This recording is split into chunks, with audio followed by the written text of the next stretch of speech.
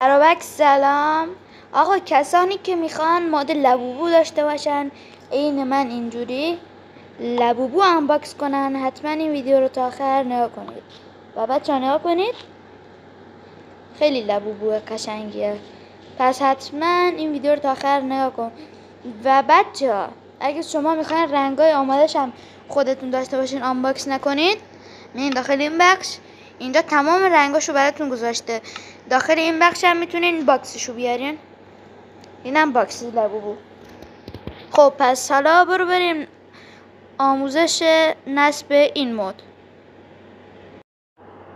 خب و اینجا میزنین روی این لینک داخل بایو و روی لینک تلگرام میزنید و اینجا وارد چنل تلگرام ما میشید